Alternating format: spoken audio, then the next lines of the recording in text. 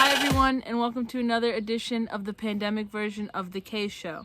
As you can tell, I'm not in my normally blue-walled room, so that's a little bit different this week. You are currently sitting on my deck with me, so that's exciting. So I didn't make a show last week because of the long weekend and decided to give myself a complete break, which I definitely deserved, and so did everybody else.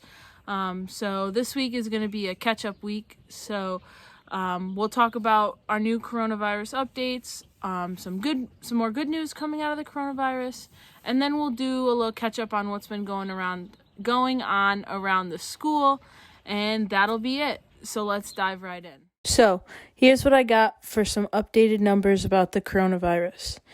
Worldwide, we have reached 3.3 million confirmed cases with 235,000 dead. In the United States, we have reached 1.13 million confirmed cases with over 65,000 deaths.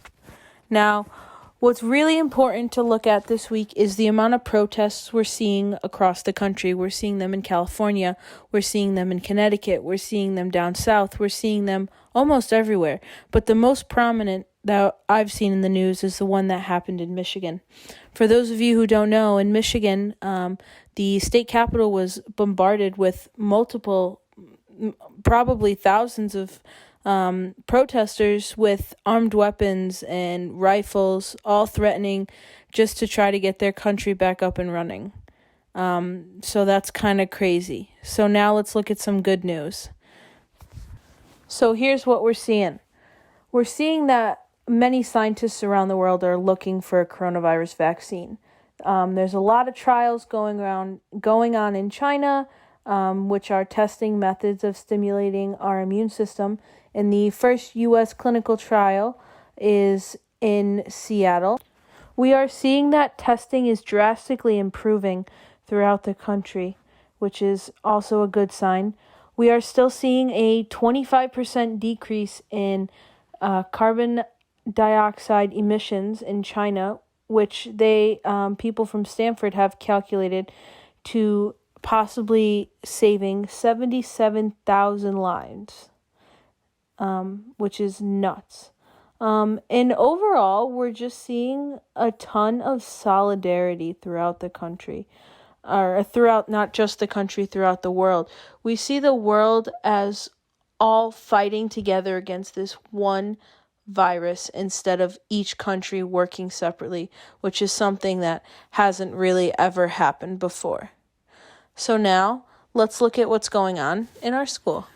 All right, so now that we got our weekly dose of good news, let's talk about what's going on around our school and what pertains specifically to us.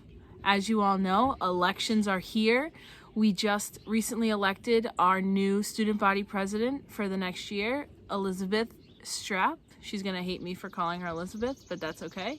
My fellow advisory member, so I'm very proud of her.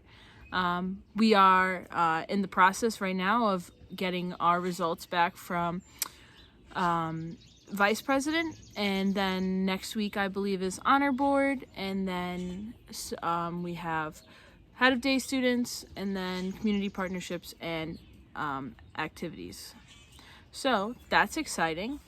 On top of that, we were given our final day of school date, which I briefly mentioned before, which is very exciting but extremely scary at the same time, considering as soon as school's over, I'm really going to be bored out of my mind and won't have anything to do, and I'm sure many other people feel the same way. But, it's for us seniors, it's the end of a long 4-year chapter, some longer, some shorter here at Ethel, and it's an exciting but really, really scary time. On top of this, we got an email from Mr. Monaghan saying that there is no final exams for the end of this school year, in accordance with our pass-fail grade change thing. I don't really know how to explain that well. If you have questions, you should probably go to him, not me. But be aware, I'm sure many teachers will be throwing final projects at you and just to get something out of you by the end of the year, and just put all your effort forth, because at this point, none of us have anything better to do. In other news, our yearbooks are out and they're being made right now in the process. So this is my, I guess, sponsorship, I guess, to tell you to go buy a yearbook. For the seniors, Mr. Barker's working with the yearbook company to try and find, or try and set up, the virtual yearbook signing situation, which I'm still not 100% sure about, but he's still working on it too. So as soon as I know, I'll let you guys know. And I think that's about it. So another 2 weeks down and another week to go. So let's do it, guys. Have a good rest of your day. Stay safe. Wash your hands. I miss you all. See you soon.